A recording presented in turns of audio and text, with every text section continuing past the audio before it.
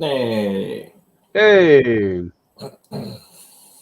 it's episode 123 of SeerNova Podcast. and this is an orange. That is an orange. We have a couple things to go over for SeerNova news. So we do have lettered pages for ink too. They're pretty fancy looking, and it's just really cool to finally see it coming together after 3 years. So yeah, you can see these pages also, when you check out the Kickstarter, which launches March 6th. You can what's it called? Sign up right now, right? Like they can Yep. with The link will be in the description to get what's it called? Notified. Yeah, you get sign up for notification. Like, so you know when we actually launch, because some people that even though I promoted the entire month that I didn't even see this page yet. I saw the other page. Yeah.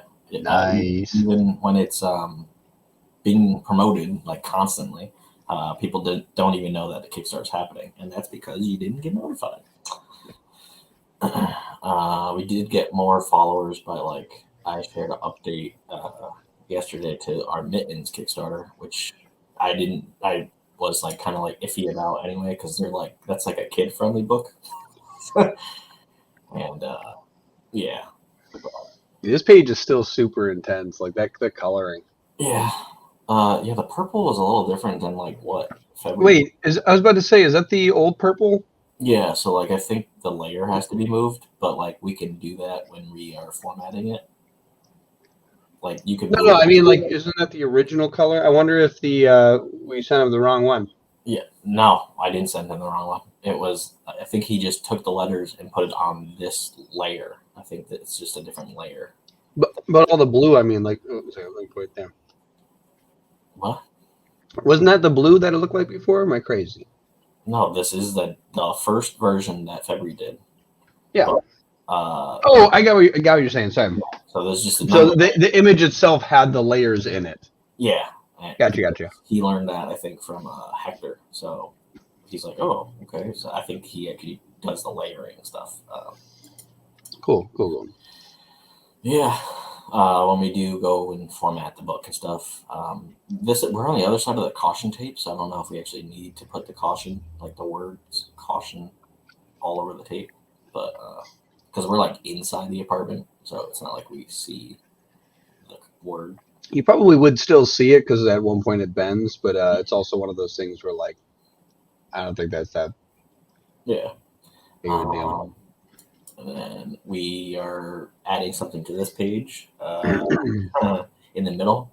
So, yeah, it looks crazy right now, but it's going to be even crazier once we add the thing we're adding.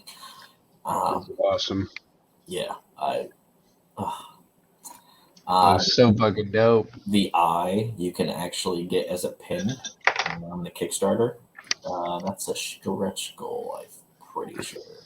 So once we hit a certain stretch goal number, that will be unlocked. So yeah, this is a 2-page spread, by the way. That's why it's so wide. Yeah. So you're gonna open this up. It's gonna be like boom. And then Jerome was like, a little tip if people didn't know, and I did know this, but he's like, oh, you can't have a double page spread on an odd to even page. And I was like, I know that. We're adding another page to fix all that. He's like, oh, okay. So even if it says page 1 or page 5, 6, it's actually going to be 6. Yeah, so basically whenever you're designing your page, right, you got to think about that cover and then the inside, right? And then you have to flip the pages accordingly. So depending on how you're working with your printer, they might do outside cover, inside cover, page 1, and you have to know that when you're doing it. And if not, if your panels are starting on the inside cover, you got to make sure that your pages are appropriately set up. So whenever you're creating any comic, if you plan on doing 2-page spreads, whatever the spread is has to go left, right, and then the more important thing is if you do any additional ones throughout it, those have to be evenly placed away. They can't be one number off or it won't work. And then basically, yeah, like all of our comics, we typically have intro pages, like our Seer Chronicles. We have our newspaper in the beginning, and for the what's it called? Ink, we've been having like an intro page where we give a little bit of like lore and background before. Yeah.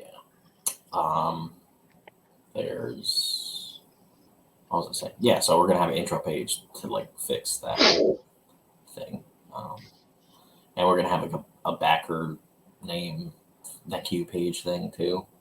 In like the printed version that we're gonna do later on after the Kickstarter, I'm not gonna have that page, the thank you page thing. I'm gonna have like some like platform ad or something.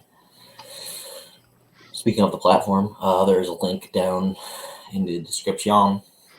You can sign up for another, and yeah, you can sign up, read all of the digital comics you want. There's like 100 something on there right now. You do it, you won't. And it's free to do. So we also have up to page 12 inked for Mittens too, and oh wow, this is one of the pages. Nice. That, if you don't know who the duck is on the top, that's Commissioner Quackers. The thing being person that's in the car. The dude. Vital character going forward once they meet. So yeah. And he does not like that bag. Yeah. What? He's like, F this bag. Yeah. The car drove right by him. And he's like, oh, okay. I thought I was going to get around. Because the highway is designed, actually, I was going to show this on the last episode, but then we got off. We moved away from the topic before I could show it.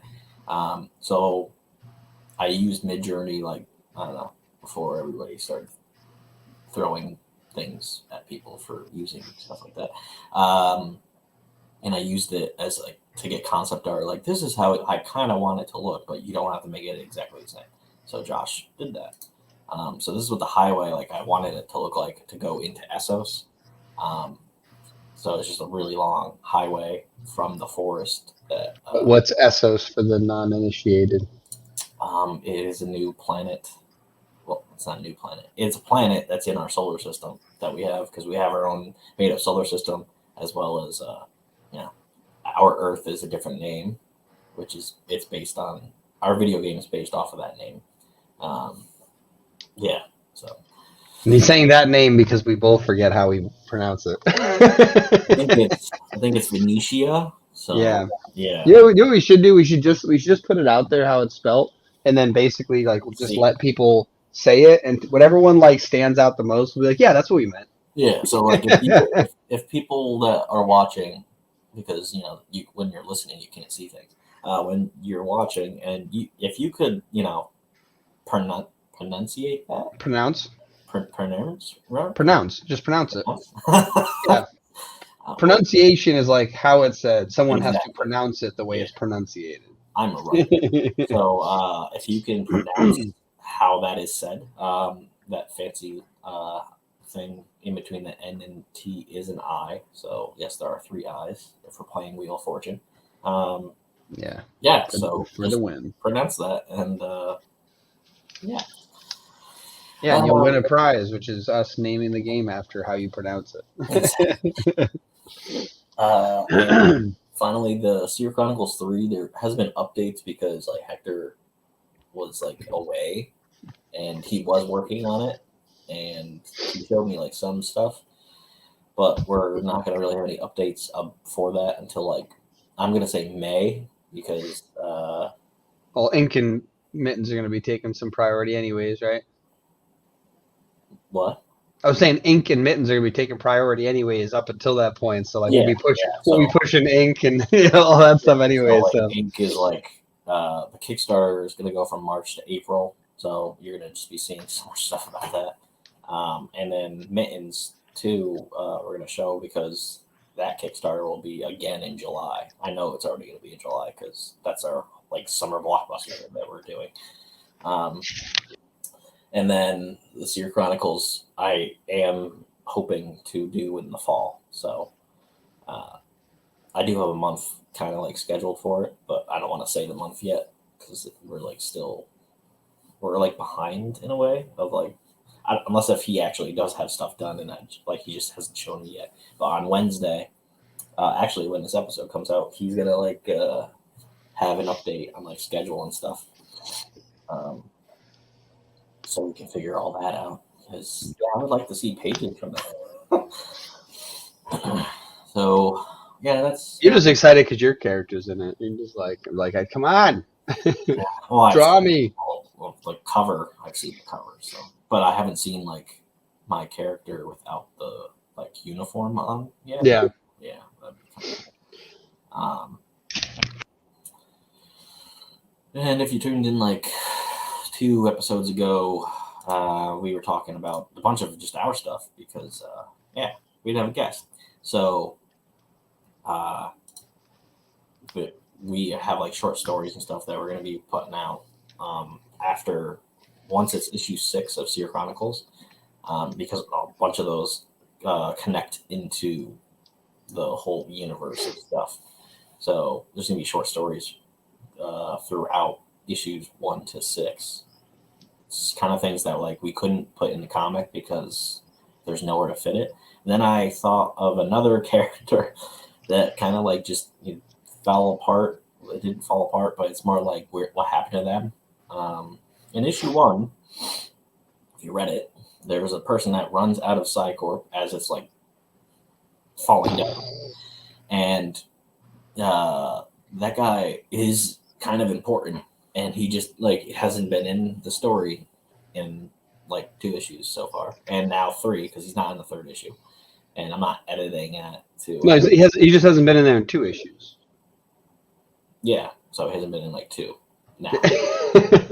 So if we didn't do it in issue 4, then it would be 3 issues. But I don't have him in issue 4 either because it's like there's so much happening in 4, and I even cut stuff out after Hector was like, "Oh, you should do like short stories or something."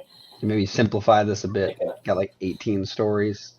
Yeah. So actually, we didn't even say short stories. I came with a short story thing, and he was like, "You should make a separate comic just for Silva, which there will be a one-shot comic when issue 4 comes out that will be released digitally with issue 4, and it'll be like 4.5, but it's just a one-shot for basically Tyler Silva's like origin story of him full circle of becoming who he's going to become."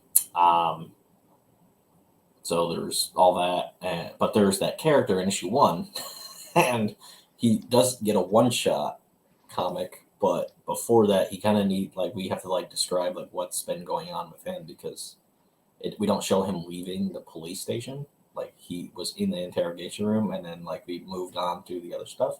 So I either have to figure out if it's going to be in a short story, or we have a comic that kind of explains like what's been going on with him. So I don't know if I want to make another comic just to show like what's happening with him. But I feel like that's something like we could always do in the future, but in the meantime, like a short story would be a cool way to interlude it. Kind of like, so for anyone who's seen our Seer Chronicles issues, we have a newspaper at the beginning of it that kind of has like some of the stuff from the last comic, so kind of like a last episode, right? But and we also have other things that are happening in the city. And if you read them, you'll actually find out some of them are just like fun little stories just because it's entertaining. And then some of them are a relevant part of the story that you don't really need. You'll enjoy the story without it, but you'll get some like insider notice of something that might be going on because it's in the newspaper. So definitely feel free to read each of those articles. And, we've even got ads in them that are fun and have little Easter eggs in them too. So So I was like wondering after I figured that out at work the other day, like, oh, should this be a short story or a comic? And now that we're talking about it, I'm probably gonna just make a short story out of like what's been going on with that guy, because I moved up his we have a whole like Marvel like MCU type slate thing that I made in Canva, and I keep moving things around to be like, oh, this is actually going to happen this time. So now This time. the one shot for that character, known as, okay, I'm not going to tell you who it is, but that is actually going to happen sooner than I thought because of just how things occur. So I can't wait to do that Kickstarter because I already have ideas on how to promote it and stuff, and special stretch goals and stuff. So yeah, that's everything that's going on with us. We gotta get the cast. Cool. Our guest is Shaun Barbour. Shaun B. I've been friends with him forever, but I still can't say what I say.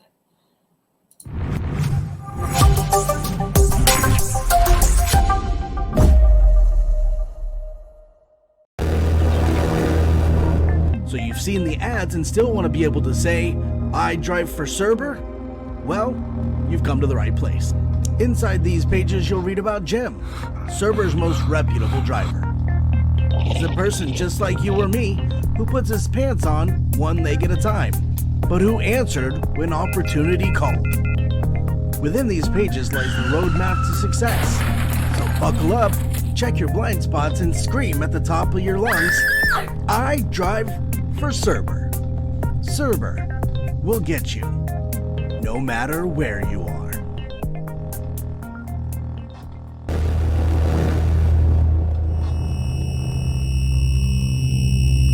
So today's guest is having some technical issues, but we've figured out a way to get him some information, and we want to share about what he's working on and his thoughts about comics and all that stuff. So welcome Shaun Barbour, and we've got some questions for you. First one up is, what inspired you to become a comic book creator? All right, so what inspired me to be a comic book artist? Well, I guess I always kind of had an appreciation for artwork, and comic books was a good escape from day-to-day life. So it's kind of a natural progression with that. But more or less, to become a comic book creator, it kind of stemmed from a promise that I made to my grandmother. And anybody that knows me or has seen some of the other podcasts or anything that I've been on, they know that it was a promise. My grandmother, she was always a big fan of mine, and she loved my artwork and would frame it and show it to her friends and try to get her friends, interested. And some of them wanted pieces from me too, but I never really took it that serious. So I guess eventually one day when my grandmother was on her deathbed, she actually made me promise her that I would do something with my artwork. So I did make a promise to her. From that, it was making comics just became a way of keeping that promise and, keeping part of her alive with me as time goes by. And it kind of evolved into something that I wanted to do, to be able to have something that I leave behind for my kids as well. I've never been that much of a well-to-do person, so to speak. So being able to have a piece of me, something that speaks to who I am and what I enjoy doing, and being able to have that and leave that behind for my kids is kind of a big deal. And as far as finding inspiration to stay in comic books, I have to say that other comic book creators are constantly inspiring me to do more stuff. And every time I get kind of in a slump, people will give me space, but at the same time, they'll also continue to do things. And I find myself being invested in who they are and what their journeys are. And so I want to kind of hang with the pack, so to speak. So there is kind of what got me inspired and what keeps me inspired to be a comic book artist or creator in general, whether it's writing or creative editing or anything or inking, all of that stuff. So yeah, that's pretty much that one. That's awesome. So, our next question, what challenges have you faced throughout your career? I know a lot of people in the comic book space have struggled, and we would like to, hear what have been some of your biggest struggles. Being a comic book creator definitely does come with its own challenges. A lot of times, the easiest one to speak of is usually the monetary side of things, because, as you know, making comic books just really is not cheap. In fact, they're a lot more expensive than I had ever really thought in the first place. But as an indie creator, we feel that even more. Other than that, for me, it's finding the time. Time is a big deal. Being a single father of multiple kids, I have to work full time. I have to also be a father full time, and so making time to create comic books is a hard thing, because I want to make sure that my kids are paid attention to and fed and clothed, and I play video games and stuff with them and be able to share and have a life with them, because it wouldn't be any good for me to try to leave these comic books behind to speak as for who I am or what I stand for if my kids don't have that connection with me. So, so money and then time. Other than that, I guess the constant fight within myself to not feed into any kind of mental illness or stress or anxiety or depression, that kind of stuff.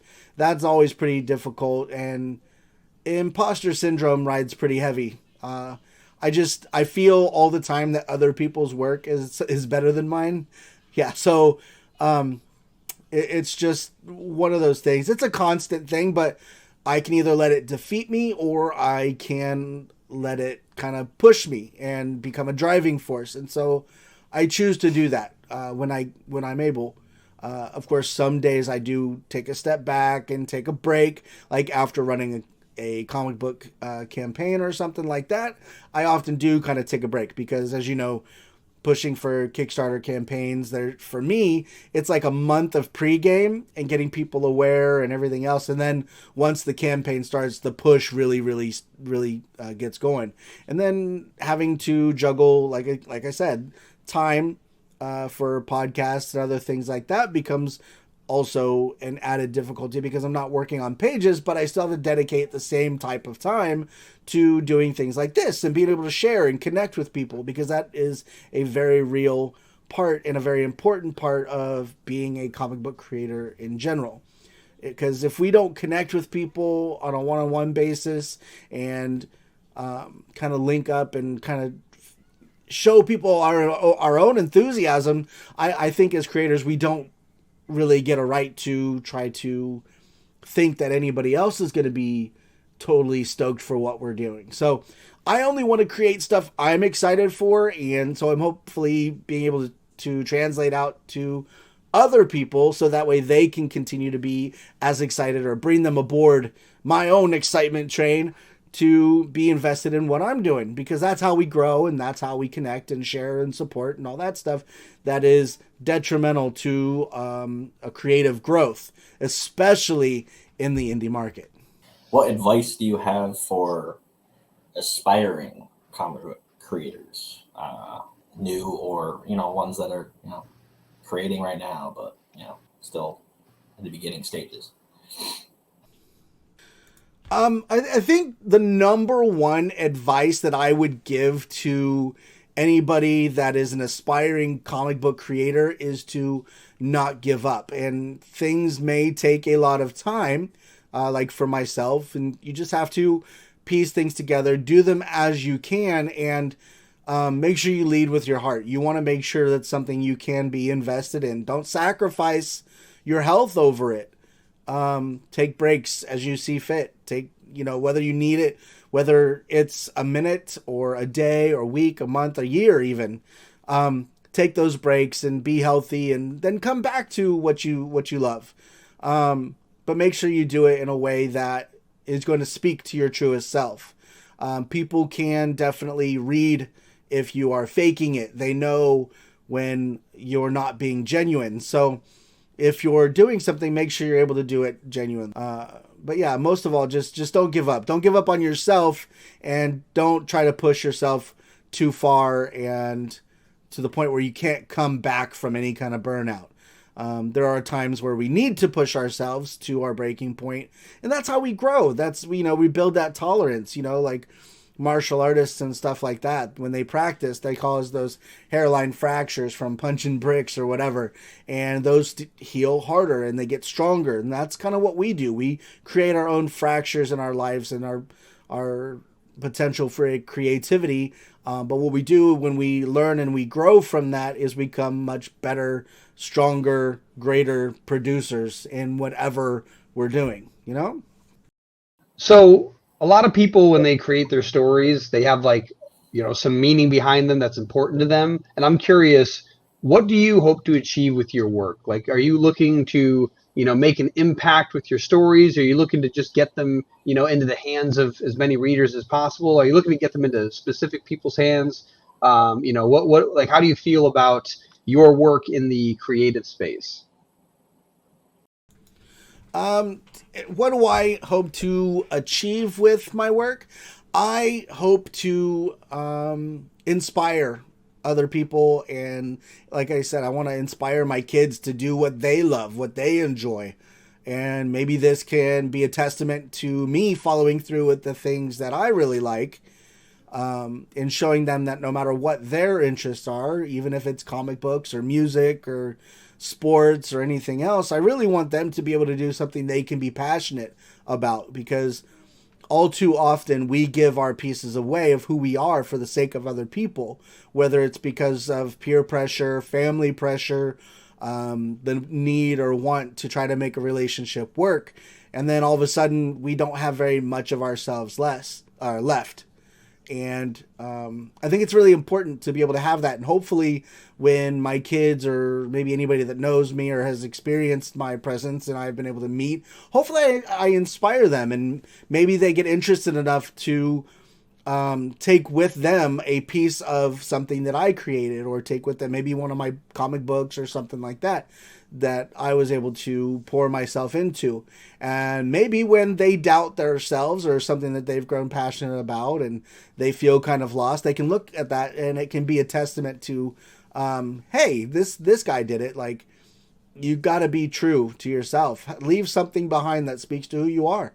But yeah, so that's probably the biggest achievement I want to be able to make, is the fact that you follow through with your promises that you make and leave behind some sort of inspiration or something that speaks to who you were or are, and maybe one day were, because we all meet and end someday.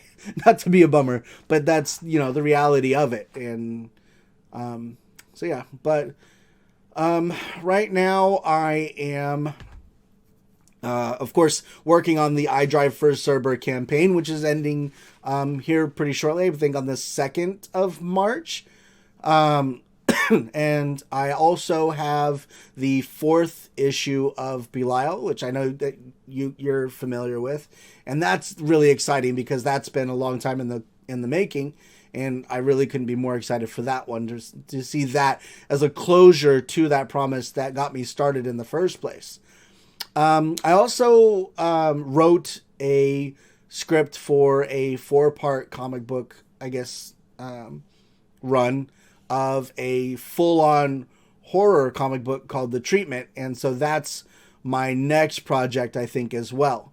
So I've gone from Belial, which is like mainly comedy, but it takes place in hell, to I Drive For Cerber, which has like horror elements but still has that comedy. And then now I'm going to be going over and dedicating myself fully to this full-on horror book, and I hope to have something that's available to all different age ranges, because as you know, Belial was more of a mature book.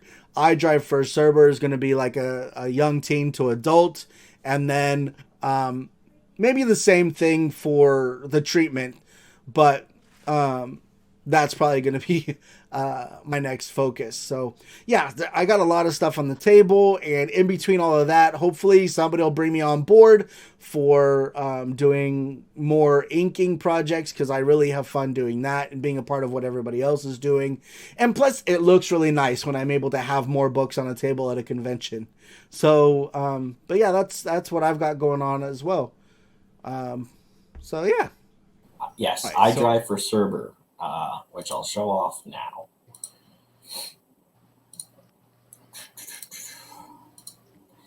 If you like creepypasta type stuff, like Slender Man and all that other stuff. I don't know all of them, but I Drive For Cerber is like it's like an Uber or a Lyft, but for like creepypasta characters.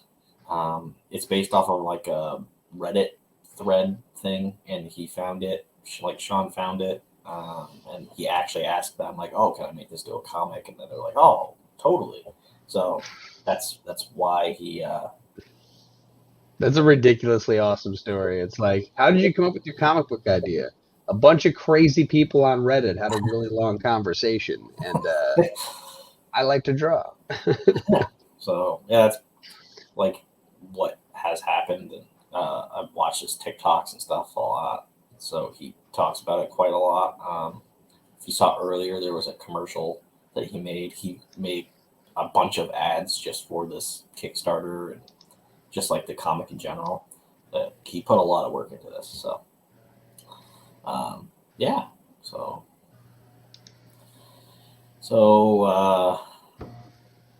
yeah, this I Drive For Cerber. It's about this gym dude. He's kind of a loser in a sense. He becomes a driver for Cerber, which is like a Lyft type of driving service for creepypasta people or beings, whatever you want to call them. And the preview on the Kickstarter shows, I'm pretty sure that's Slender Man, but like they can't say it's Slender Man, so their name is like Ray. I don't, and but I'm pretty sure that's who that is. How do we not know that that's Slenderman's real name? Exactly. Yeah. Like he's got a tie on. He looks professional. He looks like a Ray. I think it's funny because he makes a joke about how tall he is, and he's like, makes fun of Jim's weight. Like, oh, that's a serious gut you got there. You eat a lot of food. It's like, yeah, it doesn't feel good when making fun of someone's size, does it? And then he gets paid a ton of money after bringing Ray to where they got to go. So in the middle of the woods is where he had to go to, which is hilarious. So there's a physical copy that you can get. Yeah. Also, real quick too, if anyone out there is like, I wish I could make more money, like, dude, he's out here killing it. Just drive for Cerber. Yeah. Right? You're all driving with Uber still. You're missing out. There's people that will pay you a good chunk of change to get them into the middle of the woods. There's a whole audio preview thing for this. There's stickers, vinyl, weather resistant stickers. Ooh. There's a T-shirt, that's pretty cool. Yeah. So. Right. That's awesome. Like the Chibi style characters. Borg. What is that? Sioban? It's like a unicorn octopus thing. What is that? Stretch goals, which they got unlocked, which they're pretty close to unlocking. The first one is the audio commentary. And then there's other ones that he'll have unlocked if he gets to that point. There's like 11 days left. There'll probably be like 10 in like a couple hours, but it's getting there. So just support this comic. Kickstarter. Kyron is the artist, and he penciled the cover. So there's the letterer. I think that's the new colorist. Yes, because there was a colorist, but they dropped out for some reason. This narrator, voice actor. So he even got that for this. He put a lot of work into this. And this is where your money is going to go. Into a pie. A delicious pie. A Kickstarter pie. And the book is 75% of the way completed. So that means your help can... Only you can prevent forest fires. Yeah. Right, that's wrong. That's the wrong slogan. Right? And apparently there's going to be a second issue This is a 2-book story arc, so that's pretty cool. So, a little mini series. I wonder if he has to pick up Ray when he's done with his job. Yeah. So, back that. And, yeah. Go team. We're awesome over here. Let's ask some questions to the people and actually interact with our comment section. If that'll actually happen. So we actually have some questions, but like can't ask him. So let's see here. Just pick like one. You just gotta pick one solid one. Yeah. Here. Which one? Something that'll piss people off. That's what we gotta get. People like to hate comment. They're like, I liked everything until he said that one thing I disagree with, and now I'm mad and want to let everybody know. Do you still think that comics are a legit form of storytelling?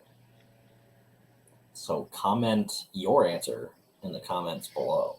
And if you're listening, you can actually send a voice recording thing. I'm pretty sure you can still do that on Anchor.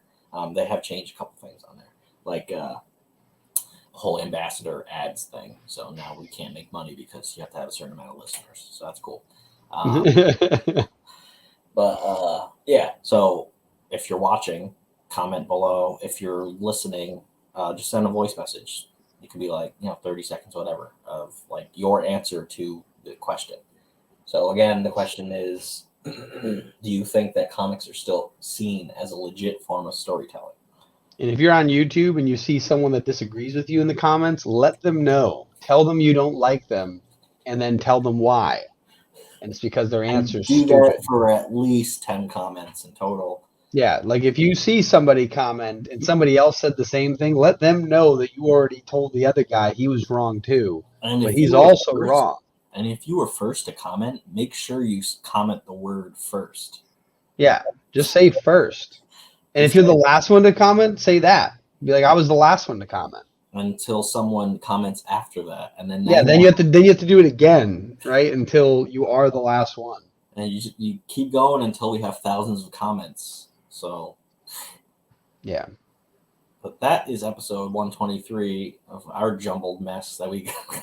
This year's been pretty solid. It's funny. Last year we were nailing these. We were like episode after episode, week after week. This year we're like, listen, we'll dial it back just a small amount, and then we're just like plane crash over here. So we're doing pretty solid.